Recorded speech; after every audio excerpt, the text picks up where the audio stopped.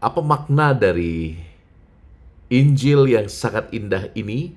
Perikopa tentang seorang Farisi yang berusaha membenarkan dirinya di hadapan Allah, dikontraskan dengan kisah seorang pemungut cukai yang dikenal sebagai orang berdosa, orang yang menghisap darah bangsanya sendiri, orang yang berkhianat terhadap bangsa Israel karena dia menyusahkan hidup banyak orang. Kita akan lihat bagaimana permohonan ampun dari si pemungut cukai ini oleh Tuhan Yesus diangkat sebagai sesuatu yang membenarkan, memuliakan. Sebelumnya, semoga engkau dalam keadaan baik-baik saja ya. Kalau engkau sakit, engkau sedang bergumul dengan satu dua hal, Romo berdoa supaya engkau dikuatkan, diteguhkan, dan dipulihkan. Sebelum kita merenungkan Injil minggu ini, baik kalau kita berdoa, kita minta karunia Roh Kudus ya. Dalam nama Bapa dan Putra dan Roh Kudus. Amin. Bapa Maha Rahim, curahkanlah Roh Kudus-Mu ke dalam hati kami, supaya firman-Mu yang diwartakan dalam kitab suci hari ini menjadi sungguh-sungguh bagian hidup kami yang tidak terpisahkan. Bantulah kami untuk melihat diri dengan jujur. Bantulah diri kami untuk mengakui bahwa kami membutuhkan rahmat. Dan lebih dari itu Tuhan, bantulah kami sadar bahwa hidup kami sejatinya adalah pertobatan yang terus-menerus.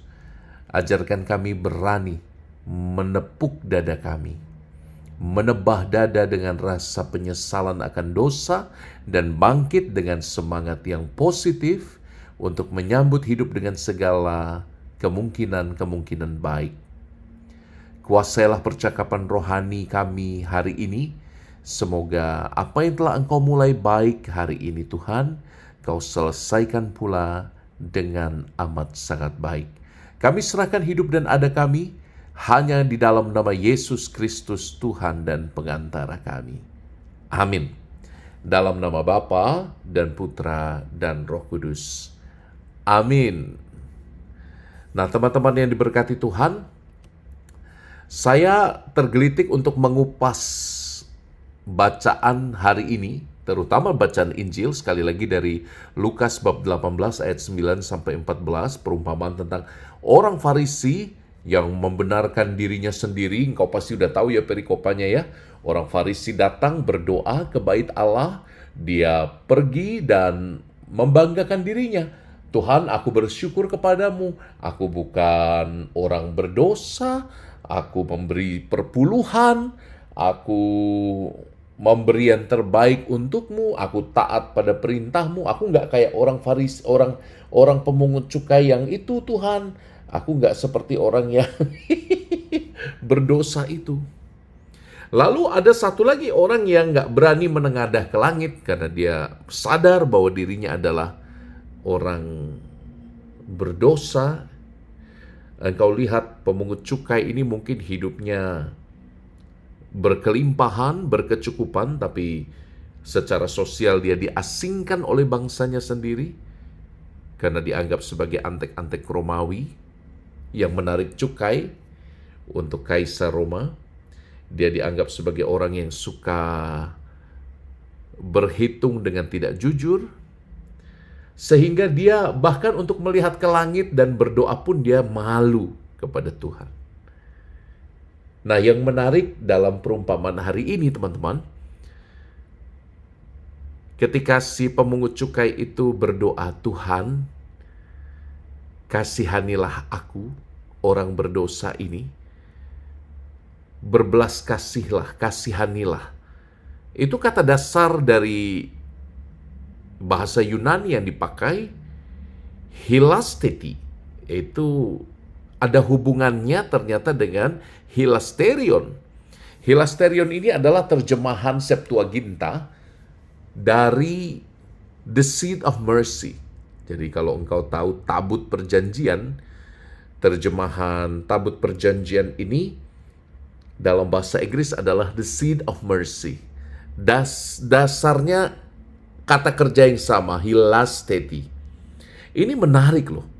Jadi doa si pemungut cukai tadi yang bahkan mau melihat ke langit aja malu, dia itu seperti mengatakan, Allahku, Engkau yang duduk di tahta belas kasihan, berbelas kasihlah atas diriku. Aku orang yang berdosa. Lihat ya. Dia merujuk, kata kasihanilah aku ini merujuk seperti pada Allah yang sedang duduk di tabut perjanjiannya. Karena konteksnya sekali lagi ini pergi ke bait suci untuk berdoa. Dan kita tahu bahwa bait suci adalah tempat di mana tabut perjanjian disimpan. Lihat ya koneksinya ya. Ini nggak sengaja atau sengaja saya nggak tahu ya. Tapi dia memakai kata yang sama. Ketika dia datang ke bait suci, tentu saja ada ritus pembersihan, tentu saja ada ritus kurban. Ketika dia datang ke bait suci, semua ritus-ritus yang lain seperti tidak disebutkan, dan dia fokus langsung pada tahta belas kasihan. Bagi saya ini menarik ya hubungan ini ya. Karena kalau kita melihat ya teman-teman ya, bukankah di dalam liturgi gereja yang kita imani, gereja Katolik, kita juga melihat hubungan antara tobat dengan ritus kurban yang akan kita rayakan. Setiap kali kita memulai Ekaristi, kita memulainya dengan apa? Kita memulainya dengan liturgi tobat, ritus tobat. Tuhan kasihanilah kami, Kristus kasihanilah kami, Tuhan kasihanilah kami. Dan ini seolah mengulang kembali apa yang dilakukan oleh si pemungut cukai itu. Kita sebelum pergi menghadap Tuhan yang Maha Suci, kita melihat dalam kesadaran diri kita apa yang buruk, apa yang lemah, apa yang lalai dari kita.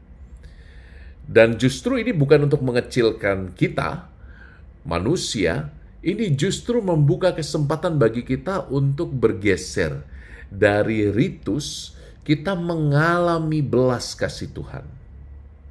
Kita mengalami dalam ritus kepastian tentang Allah yang mengasihi dan mengampuni dosa kita. Soalnya banyak denominasi Kristiani non-Katolik yang mengatakan bahwa nggak perlu kok kita itu mengaku dosa, nggak perlu kok kita itu kita itu mengakukan dosa di dalam ritus. Karena ritus itu kan kebersamaan, sementara kalau kamu mau ngaku dosa cukup kamu di balik kamar, tutup pintu, dan kamu minta ampun aja langsung pada Bapamu. Ingat ya, setiap dosa itu selalu punya efek sosial. Tidak ada dosa yang berlaku akibatnya privat saja. Tidak. Selalu punya dimensi sosial. Sebagaimana keselamatan selalu punya dimensi sosial, dosa juga punya efek sosial. Tidak pernah ada satu dosa pun yang tidak berpengaruh pada yang lain, seprivat apapun. Bahkan ketika kamu berpikir bahwa, kan nggak apa-apa berpikir buruk tentang orang lain, itu kan nggak dosa, gitu ya. Kan itu hanya di dalam pikiranku, Romo. Hati-hati loh. Ketika engkau sedang berpikir buruk tentang orang lain, kamu akan bisa melihat bagaimana dimensi sosialnya itu berdampak. Nanti kalau kamu berhadapan dengan orang yang kamu sudah pandang buruk itu, kata-katamu pun nanti tidak sadar akan buruk. Atau minimal kamu akan pasang topeng pura-pura baik di hadapan dia. Tetapi, ya, di dalam hatimu kamu menyimpan sesuatu yang lain. Nah, teman-teman yang diberkati Tuhan, tidak ada satupun dosa yang tidak punya akibat sosial. Ini loh, Romo ingin menegaskan ini, teman-teman. Dan tentu saja itu sebabnya. Salah satu alasan mengapa kita perlu memohon ampun kepada Allah di dalam ritus, dalam kebersamaan dengan umat yang lain, di dalam gereja sebagai tubuh Kristus, kita memohon, aku mengakui dosa-dosaku dan mohon ampun pada Allah. Saya mengaku kepada Allah yang Maha Kuasa dan kepada saudara sekalian. Ingat kan bahwa aku berdosa. Kenapa itu penting? Karena rupa-rupanya di dalam ritus kita masuk dalam misteri Allah yang berbelas kasih. Dalam kebersamaan ketika kita minta ampun kepada Tuhan, kita benar-benar merasakan daya dosa yang merusak tubuh Kristus itu juga dipulihkan sekaligus dalam rahmat yang bekerja di dalam tubuh Kristus, yaitu gereja. Ini mungkin bedanya gereja Katolik dengan denominasi lain ya. Saya tidak mengatakan bahwa denominasi lain itu buruk, tapi engkau bisa lihat ya elemen yang sangat khusus dan menarik dalam gereja Katolik.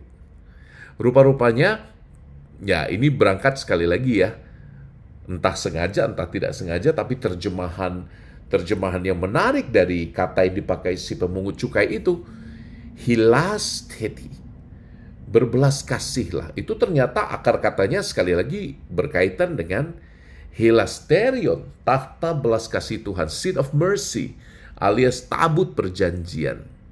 Jadi ada kaitan ya antara ritus pengampunan dosa yang dilakukan sebagai satu tubuh Kristus, satu jemaat Kristus, dengan juga pemulihan, penyembuhan, pengampunan yang diberikan melalui tubuh Kristus. Dari ritus kita melihat masuk ke dalam hati Allah yang berbelas kasih. Ini sih dalam banget maknanya hari ini. Dan yang menarik adalah ya, ternyata ketika digambarkan si pemungut cukai itu menepuk dadanya, memukul dadanya, kata kerja yang dipakai etipten, bahasa Yunani ya, kata kerja yang dipakai itu sebetulnya bentuk dia terus-menerus memukul dadanya. Artinya apa? Penyesalan itu tidak hanya satu kali tepuk. Duk, aku menyesal. Nah, dalam ritus saya mengaku, ritus tobat di liturgi Ekaristi, kita kan melihat ya, dalam liturgi pembuka itu ya, kita melihat kita setidaknya 3 kali menepuk. Aku berdosa, aku sungguh berdosa. Mea culpa, mea maxima culpa, bahasa Latinnya. Itu bukan hanya sekedar lambang 3 kali tanpa arti. Itu melambangkan apa yang sedang kita dengar dalam Injil pekan ini. Yaitu apa? Melambangkan pertobatan yang terus-menerus. Si pemungut cukai terus memukul dadanya. Nah, detail aspek ini menegaskan penyesalan yang sifatnya tidak hanya sesaat, melainkan sikap tobat yang menetap. Dia datang dengan hati yang hancur lebur. Dia datang dengan insecurities-nya. Si pemungut cukai tahu bahwa dia bukan orang yang disenangi banyak orang. Dia ditolak secara sosial. Kepada Allah pun insecurity itu masih mengganjal di hatinya. Dan begitu banyak orang zaman ini, teman-teman, tidak berani menatap tahta kerahiman Allah. Karena dia takut akan dihakimi. Karena dia takut akan dikatakan, "Hei engkau, dasar anak yang hilang." Dia takut untuk menerima penolakan-penolakan lagi. Bila Allah menolakku, siapa lagi yang dapat kuharapkan? Begitu pikir banyak orang. Tapi sejatinya, teman-teman, sejatinya Apa yang disabdakan Tuhan Yesus itu sangat menyentuh. Ternyata doa orang Farisi nggak diterima karena dia begitu self-centered. Aku berjasa, aku luar biasa, aku buat baik ini dan itu, aku memberi perpuluhan kepada bait suci, aku tidak seperti mereka. Mengapa si Farisi itu tidak dibenarkan oleh Tuhan? Karena seolah-olah dia sedang berdoa dengan dirinya sendiri. Dia berdoa bukan kepada Allah, tetapi dia berdoa kepada dirinya sendiri. Doa yang berpusat pada ego. Dan itu tidak dibenarkan oleh Tuhan. Betapa sering, come on, kita berdoa, tapi pusatnya adalah ego kita. Banyak nih yang kayak gini. Betapa sering kita berdoa, tapi hidup kita sendiri tidak menunjukkan transformasi yang membuat kita semakin serupa dengan Kristus. Artinya betapa sering kita berdoa, tapi kita nggak bertobat dalam kelakuan, pikiran, perkataan, dan perbuatan. Betapa sering kita bibirnya memuji Tuhan, tapi kelakuan kita sama sekali tidak menunjukkan bahwa Roh Kudus itu hidup dalam diri kita. Mungkin itu adalah pengertian orang yang berdoa kepada dirinya sendiri. Sekali lagi ya teman-teman ya, kata kunci dari kerendahan hati yang ditampakkan oleh si pemungut cukai tadi, itu kaitannya selalu dengan pertobatan. Dan dia dibenarkan oleh Tuhan karena itu. Sementara si Farisi, orang Farisi, dia tahu hukum, dia tahu aturan-aturan main keagamaan, dia tahu undang-undangnya. Tapi dia nggak dibenarkan. Romo jadi teringat pada diriku sendiri ya. Saya mungkin Romo, tahu banyak hal, tapi amit-amit jabang bayi, kadang-kadang kata-kataku menyakitkan. Kadang-kadang saya tidak bisa mencerminkan hadirnya Kristus. Aduh, ketika baca Injil hari ini, ketabok.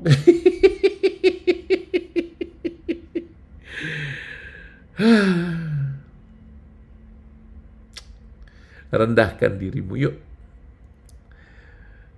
Secara dewasa, lihat kembali bagian mana yang kamu butuh rahmat dalam hidupmu. Tiap orang biasanya diikat dengan satu kelekatan tertentu. Tiap orang biasanya diikat dengan satu dosa tertentu yang spesifik sering mengganggu dia. Kelekatan untuk memiliki adalah salah satu godaan saya. Dan itu sangat dominan.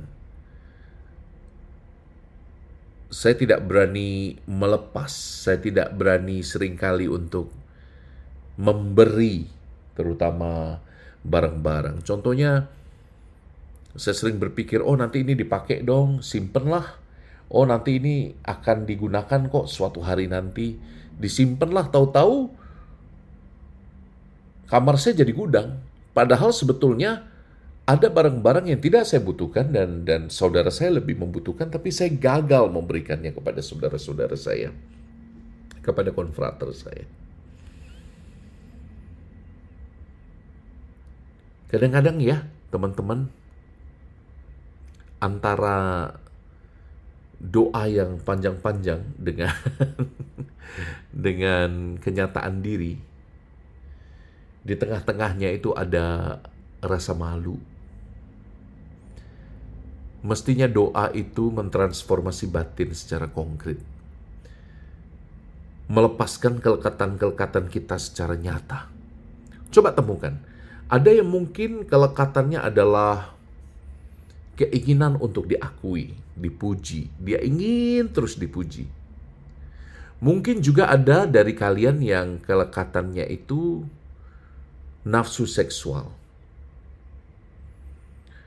Intimacy lewat kenikmatan-kenikmatan seksual yang tidak sehat. Mungkin juga ada yang kelekatannya itu pada dendam. Oh, dendam itu bisa jadi kelekatan yang luar biasa. Betapa banyak orang gagal move on karena dendam. Mungkin ada yang kelekatannya adalah harta benda. Mungkin ada yang kelekatannya ambisi-ambisi yang tidak sehat. Dengan segala cara, bahkan dengan menyakiti orang lain, dengan membinasakan sesama. Yang penting mimpiku tercapai, Romo. Hati-hati dengan itu. Nah, tiap orang biasanya punya struktur kelekatan masing-masing. Ini saat yang baik. Pekan ini saat yang baik untuk mengatakan kepada Tuhan, di dalam jemaat, bersama-sama dengan yang lain, Anda kembali benar-benar mengakui, aku berdosa, aku berdosa, aku sungguh berdosa. Bersama satu jemaat tubuh Kristus yang lain, Anda sadar bahwa kita pendosa-pendosa yang dikasihi luar biasa, tidak berjalan sendirian. Ada begitu banyak dukungan. Dan ini sebabnya pergi ke gereja tiap minggu itu penting. Supaya tiap minggu Anda disegarkan kembali. Disegarkan oleh apa? Oleh ingatan bahwa kita mungkin tidak sempurna dari Senin sampai Sabtu. Tapi di hari Minggu setidaknya saya bisa mengatakan dalam waktu 1 jam misa itu. Saya bisa mengatakan kepada Tuhan, yes Lord, I need you. Dan itu bukan cuma saya sendiri, saya bersama teman-teman jemaat beriman yang lain mengatakan, yes Lord, ampuni kami, beri kami rahmat untuk maju lagi, dan kau pulang dengan perasaan, dengan kenyataan dibenarkan oleh Tuhan. Amin. Amin. Romo ikut Yesus kan gak harus ke gereja. Iya, tapi bagaimana mungkin kamu bisa yakin pasti bahwa rahmatnya membenarkan dirimu kalau kamu tidak menghidupinya dalam jemaat? Romo, gereja kan berdosa, kumpulan orang-orang berdosa. Gereja itu kumpulan orang-orang berdosa. Tapi sejak kapan dosa-dosa yang berat itu, kalau sudah diakui, lalu bisa menghalangi rahmat Allah? Allah itu hanya butuh kamu mengatakan, yes Lord, forgive me, forgive us as one body of Christ.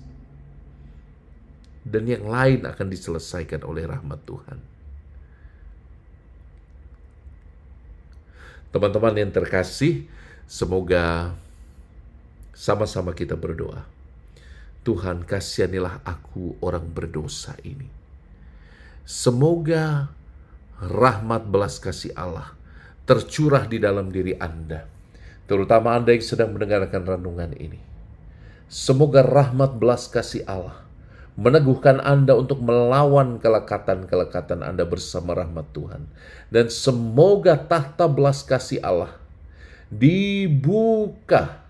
dibukakan bagimu, supaya engkau dalam pergumulan keseharian merasakan Allah hadir, meneguhkan dan menguatkanmu dengan berkat Allah yang Maha Kuasa, Bapa dan Putra dan Roh Kudus.